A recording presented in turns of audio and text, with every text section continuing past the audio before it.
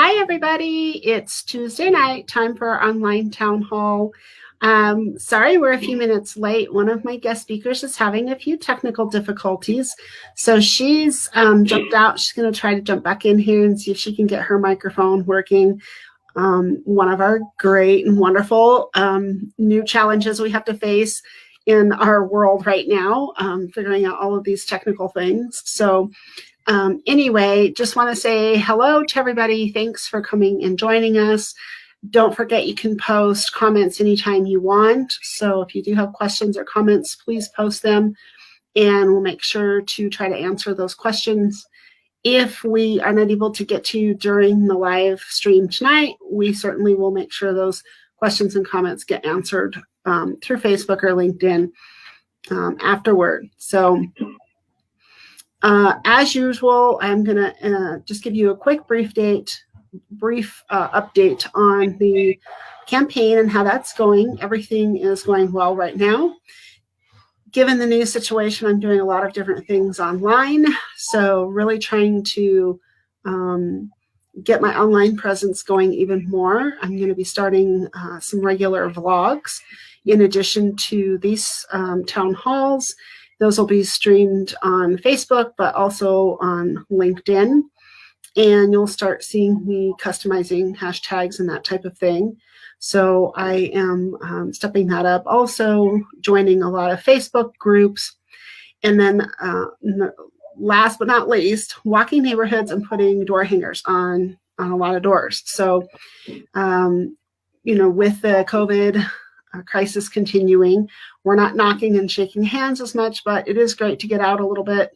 And as people are working on their yards or doing things, I am at least getting to speak to a few people, which is great. So a lot going on. Please visit my website, CynthiaSarmientoHD30.com, and click that donate button. Every penny helps. We need to reach our goal. Right now, we're really at a critical point in Colorado. So we've got to get these seats back.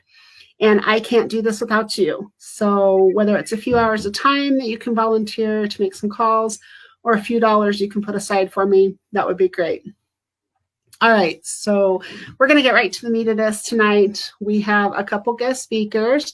I think I see Pam trying to come back in there. Pam, are you with us this time? Yeah, so her sound is not coming through to us, but I'm going to try to see if she can post me and I will convey her messages. So she and I have a chat up, and if she can't get her sound going, then when I throw something out there, she can go ahead and send me that and I'll read out what she's got coming through. And I apologize for the technical difficulty, but this is just life and we have to roll with the punches and continue on with our little challenges. So I'm going to introduce my two guest speakers tonight and thank both of these women for being here. I know they have very busy lives and it's not easy to set time aside, so I really appreciate it. First, I have Susan Kochevar here. She is a local business owner and a resident here in House District 30. She's also a former candidate for state rep, and she is just so involved in our political system. She supports the party. She's out there doing things. She just hosted the tailgate party after the Adams County Republicans parade on Memorial Day. So we're going to talk to her a little bit about her business ownership. And my second guest is Pam Ward. Pam is also Colorado resident who owns two businesses here in House District 30. She owns two quick service restaurants, and she is employing folks and working hard to keep those restaurants going. She's in a high traffic type of business, and so she is always on her toes working with folks and, of course, facing the challenges of being a small business owner herself. So tonight, I just would like to thank these ladies, and we're going to talk to them a little bit about small business ownership, what it is they need from a representative, the legislation, that type of thing. So Pam, we've got you here and everybody can see you. I know that you can hear me, but we can't really hear you. So when I throw things out there, if you want to post up there in the chat, and then I'll kind of read that out so that folks can hear it. But the post should also hopefully come through as well. And we'll just work with it that way, okay? Thumbs up. All right. So, ladies, if you want to, I'm going to throw out a question, and then as you're answering that first question, if you want to say anything more about your business or yourself to share some information with folks, that would be great as well. So my first thing that I really would like to talk about tonight is, as a small business owner, how do you feel current legislation is affecting your business and your ability to run your business? And I'll ask Susan first, and I'll have her respond. And then that way, Pam, while she's doing that, you can maybe be formulating something typed for us. Thank you. The thing I think that's the worst is the legislation that increases regulations on small businesses. We're trying to compete with those larger guys, and it just seems like things keep getting passed. It doesn't seem like actually they do. Keep getting passed that make it hard for us tiny guys. In my case, I'm a seasonal business, so it really hurts. When you get these employment laws, for example, that get passed, family leave bill, that has been talked about, and I can't do that. We're seasonal, we're kind of part-time, and that really hurts. So those types of things I think are super important to me. That and keeping taxes low and streamlining any sort of regulation. People don't realize how much that hurts the small business, but it also hurts our employees because it takes money out of their pocket. Yeah, absolutely. So I'm just waiting for Pam to post to me here in the chat, and I'll kind of share with you what she has to say. But even while she's doing that, I'm just going to ask a follow-up question, kind of, Susan, to your response. When you talk about taxes, a lot of people don't have a good understanding of what it is like to pay taxes as an employer. I've owned 3 businesses. My last business was a restaurant, and so it's eye-opening when you become an employer and you're paying those employer taxes. So would you just share, a little bit about what percentage of what you pay someone? In other words, if you pay someone $10 an hour to do something, and we're not paying, I know that's not a realistic figure, but let's just say $10 an hour because it works really well for math. Yeah. What is that really costing you per hour to pay them that?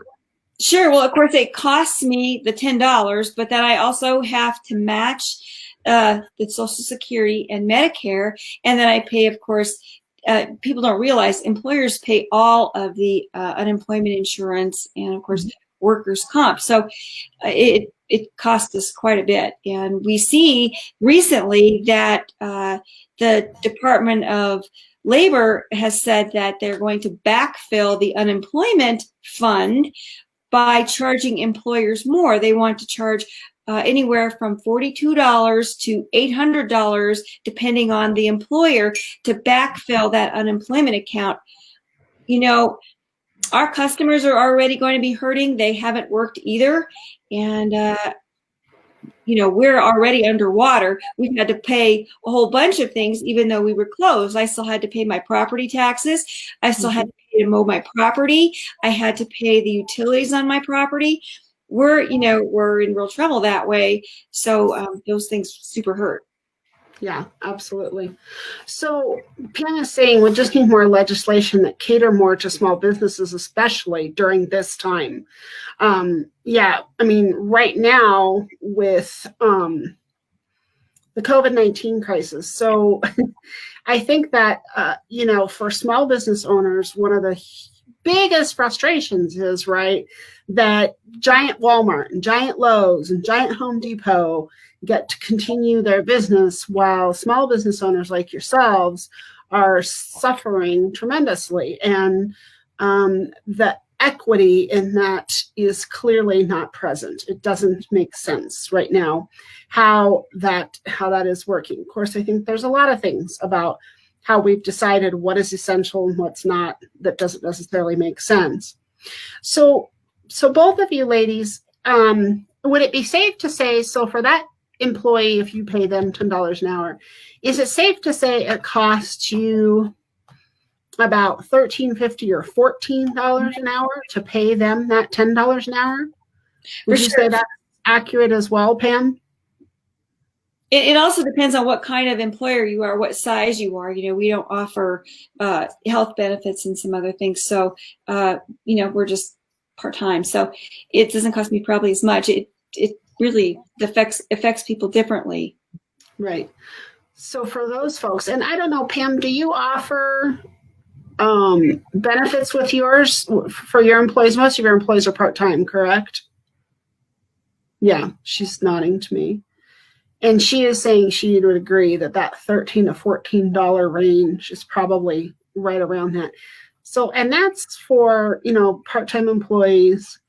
Now she does do benefits for full-time employees. So for your full-time employees, Pam, it sounds like that figure could be higher. Maybe it's closer to the $13 for that $10 an hour for someone who's just a part-timer, but maybe those full-time employees with those benefits, then it jumps up into that $14 an hour or more.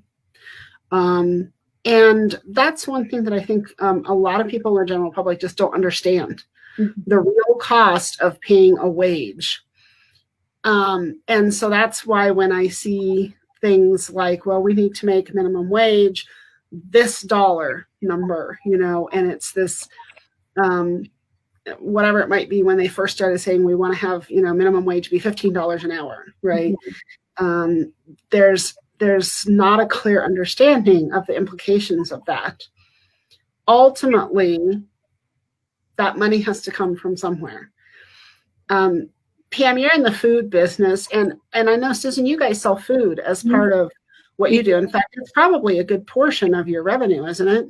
Yes, most of, so I have the 88 Drive-In Theater, so most of my box office goes to the film companies for those movies that they produce, so that's fair. So we make most of our money in our snack bar. Okay, so that's kind of your bread and butter part of the business.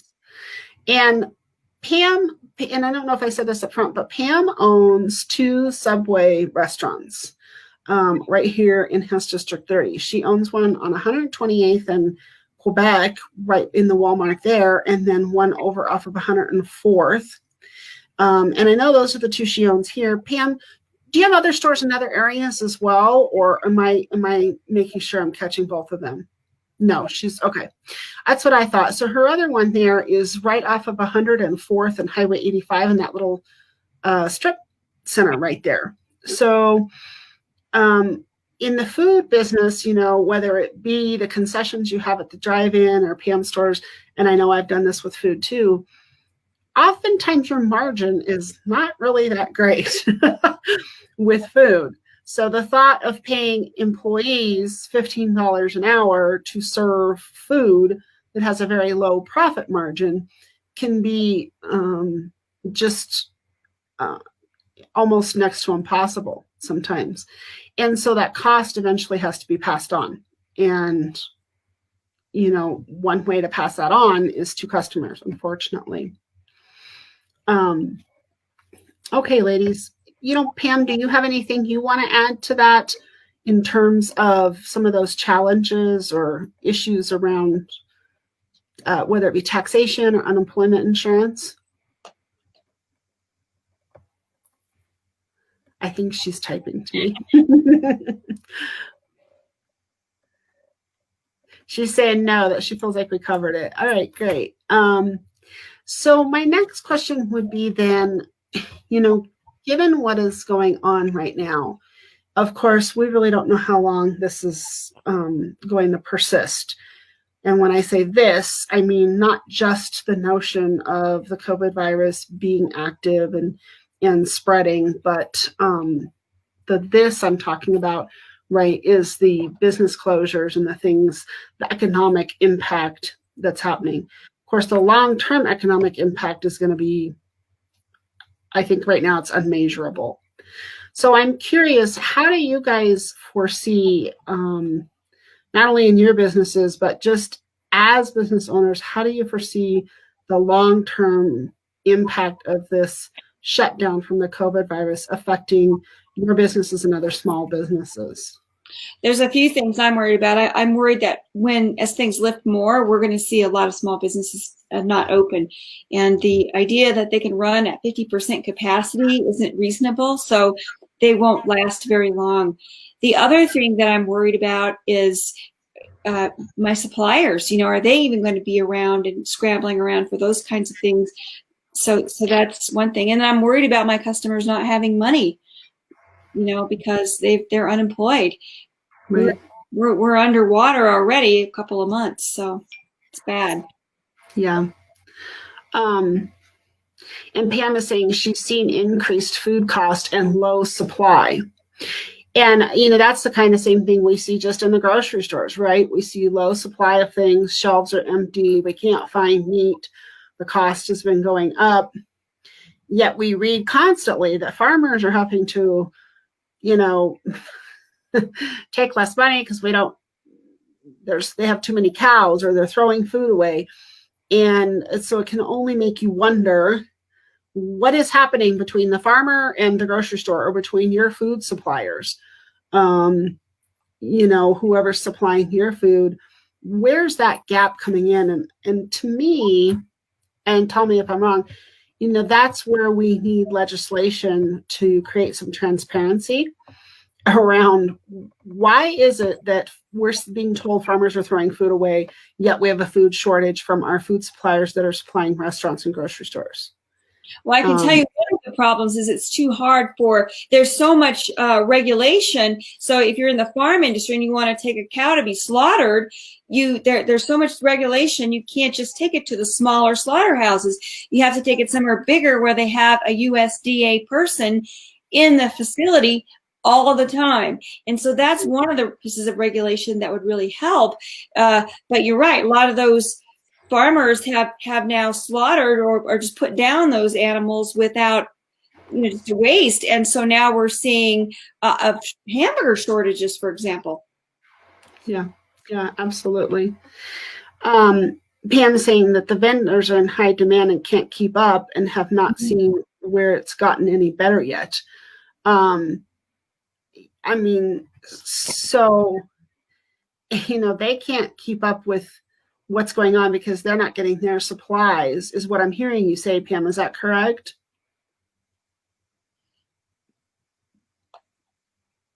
Yes. Okay.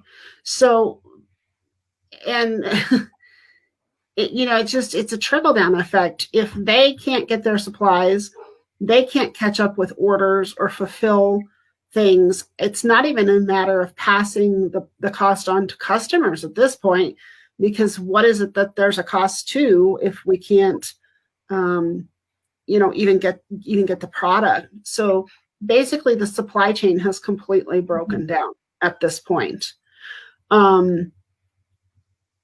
So my next question then to you ladies is, as small business owners, what is it that you see yourselves being able to do, or how would you like to see legislators and people who are creating those regulations? Susan, you talked about over-regulation, which we have a lot of in this country now. We have, if we want to talk about the state of Colorado, of course, we have some enormous amounts of legislation on a number of different industries, not just that industry. I just talked a couple of weeks ago with people who were talking about, legislation and regulations over production and those types of things. Mm-hmm. So we have regulated ourselves to death, but our supply chain has completely broken down. Now, at this point, how do you guys see yourselves as small business owners working with legislators? What is it that you'd like to see happen, or how do you feel like you can be effective in repairing that system? one of the things I'd like to do is I mean, it helps that you've actually been in the private sector and done this stuff, because so many people do not understand how licensure or small business works at all. They think, I guess, that we're just storing money in a vault somewhere, and that's not the case. Yeah. I always tell people when they're looking at regulations, the legislature passes laws, and for the legislature to pass off the implementation of those laws to a regulatory agency is actually an abdication of their duty. They're passing it off. They're not, and there's no coming back to the legislator and saying, is this what you meant? Is this how you wanted this applied? So that's one big problem. We have this gigantic bureaucracy, and it's very hard to get anything fixed. And I also tell people that all that regulation just looks like fences to people that makes them feel safe, but it's actually fences that keep them in. It keeps more small businesses from flourishing. It often favors the big companies because they can afford lobbyists. Small businesses, we're working. We can't afford a lobbyist at the Capitol, and so that really hurts us. So, going forward, I think working with legislators to help them understand the impact, but most important, I think, is getting people into the legislature that understand how it works. That's most important. Yeah. Well, and I appreciate that, because, I really pride myself on being able to come to the table with some very practical world experience, having owned businesses, worked in finance and banking in a number of different areas. I am not your long-term politician, and that's not to say that that's a bad thing or good thing either way, here nor there, but I do have that practical experience. So I'm excited about the opportunity, if I win this election, to be able to bring that to the table. And I'm always and constantly encouraging more and more people who have that practical business experience, life experience, to step up. We have to, more of us have to step up to serve. And it is hard. And I know you put yourself out there before as a candidate. It is no easy feat to do that, but we just have to keep doing it. We have to keep trying. There was something you had said that I wanted to piggyback on. When you were talking about legislators having boards administer the law, or interpret and then administer that law without any check and balance process. In other words, it's just like saying, hey, I'd like you to do this for me, and then you go off and there's no process coming back to say, is this the way this should be done? Is there a checks and balances process? In addition to them having boards and unelected officials and a number of different people administer the law for them in that way, which allows them to interpret the law, then we have bureaucrats like our governor, who then is completely sidestepping the legislator. Yes. Totally. So making unilateral decisions, and then at that point now, right, it's the legislator who has to step up and say, whoa, excuse me, you just unilaterally made a decision about how you're going to spend this money. That's a legislative duty, but the legislators have to fight that. They have to say something and stand up. We need legislators who are going to say, I'm sorry, that's not okay. Pam's saying, I agree with Susan that they really need to be more understanding of small businesses. I have seen this so much more after the last couple months, even with the banks, that they will work with the larger businesses first. And yes, so as a branch manager for a bank, I have seen this problem over and over again. And in part, it feels like the bank itself is squashing small businesses, right? But for example, with the PPP loans that are out there, the payroll loans right now, the banks are just the servant to the government right now, unfortunately. The reality of it is that their deciding power is less than I think what is perceived by the general public. with regard to how these loans are administered. So in a lot of ways, they are just unpaid administrators of a government program right now, basically. And I have heard that some of the banks, so the bank I work for is a smaller community bank, and we do deal with a lot of small businesses, a lot. And so a good portion of the folks who we have been doing PPP loans for and lending during this crisis are smaller businesses. But we have had people come to us and say exactly what Pam just said, that some of the larger banks, you know, if we want to talk about the three biggies, right, that they have tried to accomplish the PPP loan there and they were not able to get anything done. And I think that there's a couple things going on there.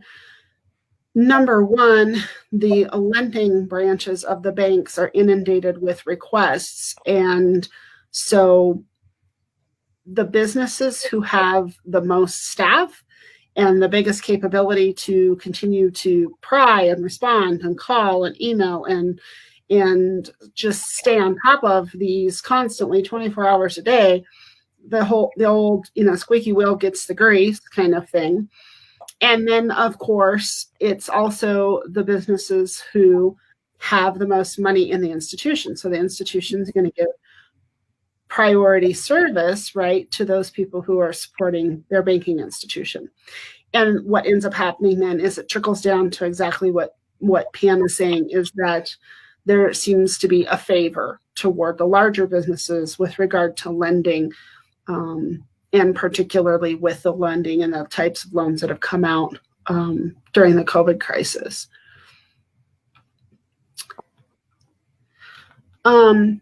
So I think kind of last question I want to ask you ladies then is, this question's more kind of just for my personal benefit.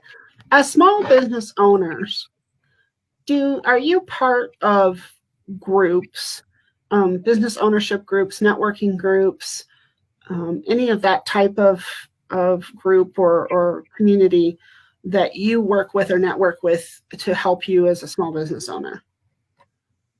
Yeah, there's a National Association of Theater Owners, and so I belong to them. And then there's also a Drive-In Movie Theater Association. I do that. I used to be chair of Colorado Republican Business Coalition, but after the last election, everybody had different things to do, and just that discontinued. I am looking to put together a small business coalition for Commerce City, and I am looking for small businesses that are not quasi-government, only small business. So if people are interested in that, pass it on to me, because we need to have government that works for us. And I feel like through this whole COVID thing, we've seen that's not what's happening. People who are not elected overstep their bounds, and we need our elected people to make the decisions. When you were talking about the legislature and the governor making laws or whatever, edicts. So yeah. Are you part of any groups as well, Pam, or do you do anything like that? So because you're a franchisee, correct? You belong to a board. Does that sound right to them? Okay. So I'm curious, when you ladies meet with these different people who are other business owners or some of these groups, what are you hearing from them? What is it that as groups these folks want to see, or are they willing to step up and be part of that process and advise and collaborate with legislators? Are you seeing that, or are you seeing more frustration, but it goes unmet with activity? I think a lot of small business owners spend a lot of time working. It takes a lot to keep your small business up and going. So I don't think, sometimes they just don't have the bandwidth, or sometimes I think they don't know exactly where to go. Like, so we can't go to the lobby, or can't go to the Capitol and lobby. You can't go and testify on a bill because you might be down there all day and still not, get to say what you need to say about that bill. So those are, I think, some of the biggest challenges that small business owners face in getting, their message out. Pam, I think she looks like she's typing, so she's typing. Oh. But I think meetings like this are extremely helpful, and a lot of them, maybe this is one good benefit of what's happened. As Pam's typing, I just want to say that what I get the feeling from what you just said, Susan, and when I was a small business owner as well, this is often how I felt as well. And with the restaurant business, I know Pam can probably attest to this, but people used to say, oh, I want to own my own restaurant. And I say, oh, that's wonderful. You work 7 days a week and you get to decide whether or not you like to do the accounting or clean the toilet first, or fix, something that's broken, or fill in for a staff member that didn't show up. And then you get to decide, what time at night you're going to pass out dead in your bed, right? And it's just so glamorous, but I feel like sometimes, like, even the legislative process, like you said, you go down and be there all day long and still not to get to say anything or have no impact. And for a full day's work loss for a small business owner, for most small business owners, a full day's work loss is not 8 hours. It's more like 12 hours. Okay, of lost time. That has a dollar sign attached to it. That comes straight out of their revenue when they miss work. And so I feel like a lot of what our legislation has done is they're like, oh, we're happy to listen to you, and you can come and testify, and you can petition, and you can do this, but we're going to make it almost impossible for you to do that, right? So it's kind of that, like, just dangling the carrot in front of your face, but never allowing you to get it, kind of a situation. At least that's been my perception. That's kind of what I feel like you're saying to some degree in what you're talking about. Piano says, I see more frustration right now because there has been so many unknowns during this time. For me, I've spent so much time working during the COVID crisis that I haven't been involved as I would like to be, normally as a business owner, which totally makes sense, right? So I go to Pam's restaurant and I see her there all the time. And she's there working, she's filling in because her revenues are so low that she can't afford to keep staff on. So she's doing line staff duties. And so as a business owner, when there is any type of crisis or anything like that, what happens is you end up becoming your own line staff, your workforce, and you don't have time to then go out and lobby or stay involved in that type of thing. One human being can only work, 23 and a half hours a day. And so, so I get that, Pam. And so what I also am taking from this, then, tell me if I am right, ladies, is that legislators need to come to you. There has to be a community forum for getting business owners and community members the opportunity to affect legislation. Right. That's a very good idea. It cannot be a nebulous, isolated thing that happens in a building downtown and that no one can access. I would agree with that. That's a novel idea.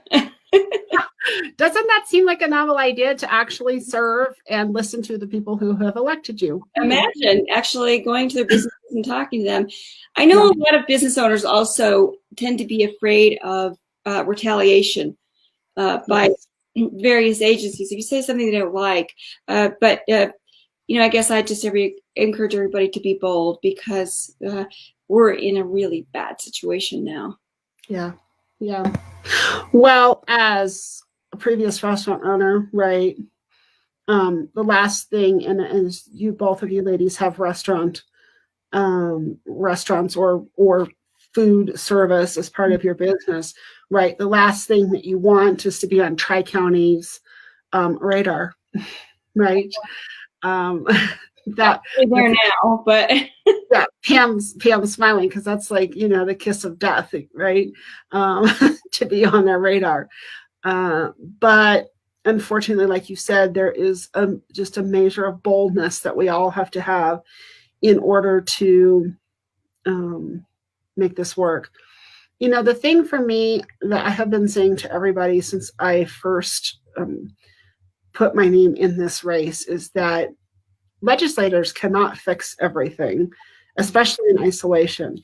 And just as we have to support our community members by listening to them and representing what they really want, we also need support from the community, right? It is really hard to represent a community who is not sharing, who's not willing to come forward and say what they want or be part of a collaborative process. If that collaboration is not there on their side, then unfortunately, lawmakers and other bureaucrats end up working in isolation and making that decision. So that chasm between the community and bureaucrats becomes bigger and bigger over time. And I think that it's just cyclical, right? People feel unheard, so then they stop participating and they become apathetic. And then legislators and bureaucrats say, well, people don't care anyway. They don't want to do it. So then they stop reaching out and we just spiral down into this chasm where I think where we are right now, frankly, with regard to this process. It has just been really enlightening for me as I've been out. I can't tell you how many people I talked to who I've come in contact with them and said, I'm out today putting door hangers on registered voters' doors, registered Republicans' doors, saying hi to my neighbors, talking about it, and and they said, "Oh, I don't vote. I don't vote. yeah, I don't care. I don't vote anymore. It doesn't do any good anyway, right?" Well, it's certainly not going to do any good if you don't vote, right? You can't affect change, but we have gotten to a point where people's their perception of being able to affect change in our culture it's their perception is that they have no capacity to do that. Their self-efficacy is gone with regard to our process, and we surely will wither if that continues, because I think apathy is our worst enemy in this country right now. Does that resonate with you ladies at all, or? No, I think you're absolutely right. I remember when I was running and knocking doors and I would come across people and I'm not interested in politics. And I was thinking to myself as I walk away, you may not be interested in politics, but it's interested in you. And I think we can certainly see that now. If you look at any personal service business, such as a hair salon or a nail salon, those folks, through threat of pulling their business licensure, are being forced to take our temperatures and take our addresses and report that information to the state. And I haven't seen any legislators asking, what are you going to do with that information? Does that mean you're going to the people's house and knock on their door? Because we have the right to privacy here. You can't do that. I saw a couple of places, once in California and once in Illinois, where the health departments were talking and they said, oh, no, we're going to contact trace. And then if you only have one bathroom in your house, we'll take some of your family members out so that you can isolate. So we need to ask these very important questions about what does that mean? And I think pull back that power that the Colorado Department of Health and Environment has taken and said, we're just going to go knock on people's doors and follow them around, find out who you've been in contact with. That's extremely alarming.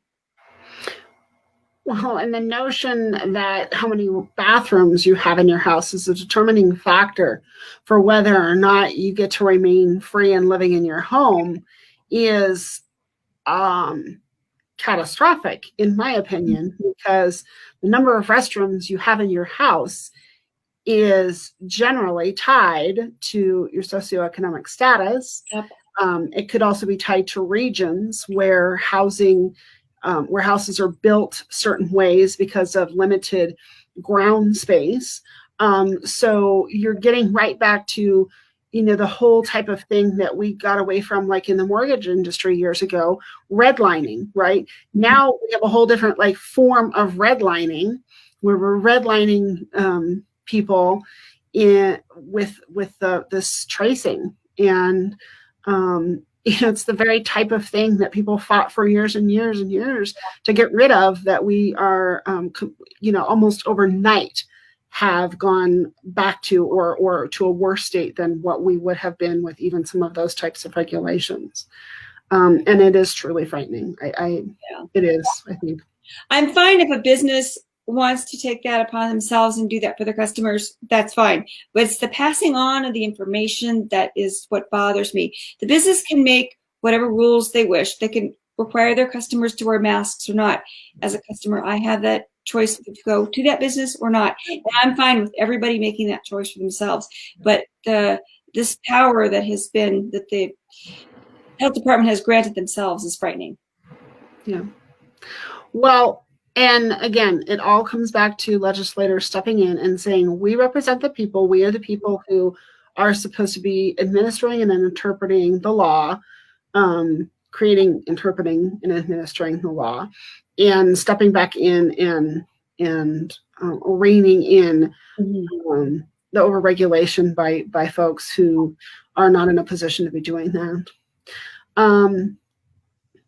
Well, I am looking at the time and I want to be respectful of everyone's time. Typically, we go around a half hour and we started a little bit late. So probably need to wrap up. Is there any last things you guys would like to say to us? To everybody who's watching, or any last comments about this? No, I think you covered the situation very well. And I think you have a very good understanding of small business. And, small business and large business, not that different in some ways, except that they can hire lobbyists. And I think that is sorely needed in our capital. So thank you for stepping up and running. I think it's awesome. Thank you. Yeah, and this is not a big business bashing session by any stretch of the imagination. Business, industry, period. Free industry, and the halt of overregulation that cripples industry, whether it be small or large, we need to get reins on that. We really do. The notion is people need to be employed gainfully, and people who choose to employ folks, whether it be employing 2 people or 200 people or 2,000 people, we have to find a means to allow them to do that effectively. Mm-hmm. I agree. Pam, you look like you might be typing. No, I see. Anything you had last comments that you had to say?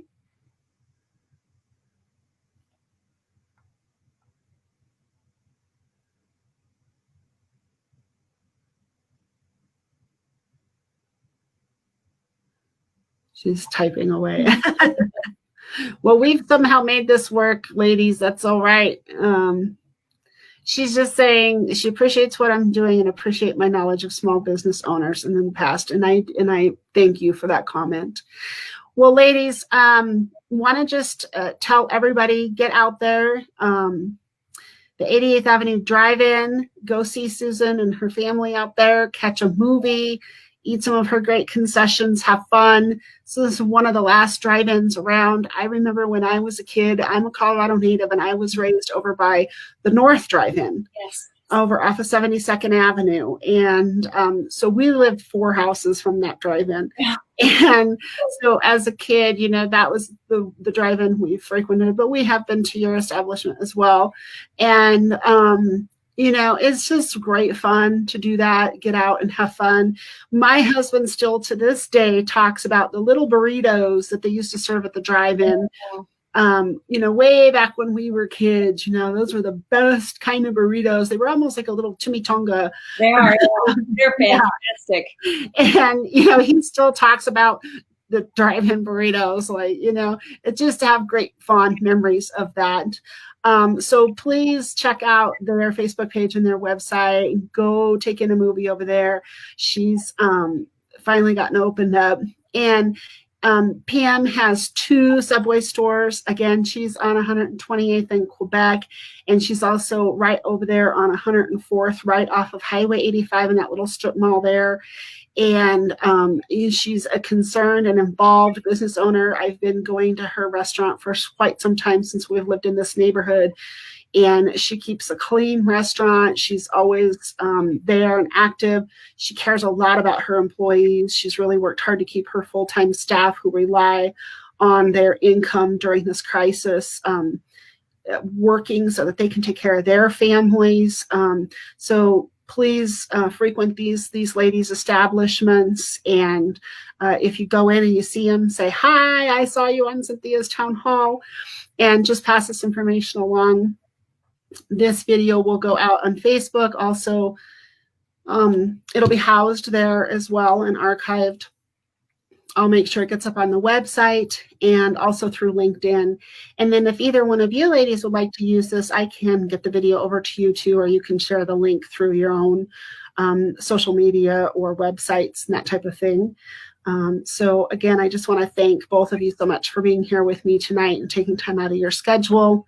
And thank everybody who has tuned in. I always say tuned in, I think about tuning in like we're listening to the radio, but I still say it. And who's been here listening tonight. And check out my website, again, CynthiaSarmientoHD30.com, please. All right, guys, we'll sign off. And ladies, I'll go ahead and end the broadcast. We'll be together when we finish, and we can say goodbye to each other there, okay? Sounds good. Thanks, everybody. Have a great night.